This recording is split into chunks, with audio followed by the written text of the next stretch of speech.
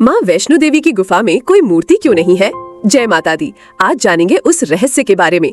क्या आप जानते हैं कि त्रिकुटा पर्वत की पवित्र गुफा में माँ वैष्णो देवी किसी मूर्ति के रूप में नहीं बल्कि 3 पवित्र पिंडियों के रूप में विराजमान है।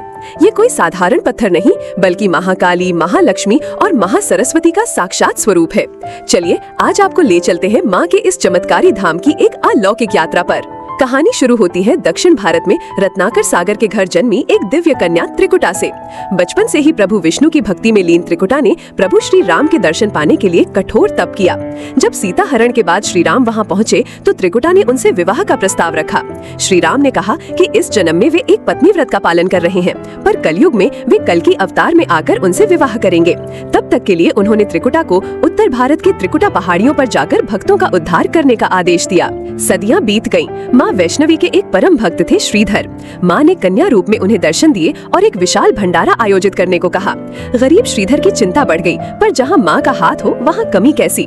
देखते ही देखते एक विशाल भंडारा सफल हुआ। इसी भंडारे में माँ की दिव्य शक्ति देख तांत्रिक भैरवनाथ उन्हें परखने की भूल कर बैठा और हठ पूर्वक उनका पीछा करने लगा। भैरवनाथ से बचने के लिए माँ ने एक गुफा में 9 महीने तक तपस्या की, जिसे आज हम अर्धकुवारी या गर्भजून के नाम से जानते हैं। जब भैरवनाथ ने गुफा में प्रवेश करने की कोशिश की तो माँ गुफा के दूसरे छोर से बाहर निकली और उसका वध कर दिया। मरते समय भैरवनाथ ने क्षमा मांगी और माँ ने उसे वरदान दिया कि मेरे दर्शन के बाद जो भक्त तुम्हारे दर्शन करेगा उसी की यात्रा सफल मानी जाएगी। जिस पवित्र गुफा में माँ ने तपस्या की थी वहीं वे 3 दिव्य पिंडियों के रूप में सदा के लिए विराजमान हो गयी। दाईं ओर है माँ महाकाली की पिंडी जो भक्तों को भय और अंधकार से लड़ने की शक्ति देती है।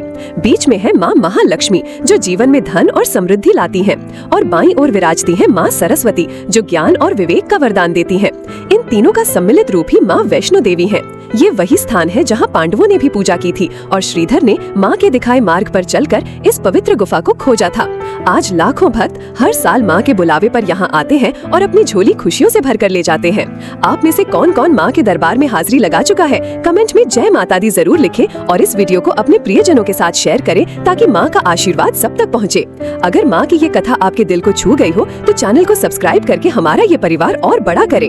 माँ वैष्णो आपकी हर मुराद पूरी करें। मिलते हैं अगली दिव्य यात्रा पर। जय माता दी।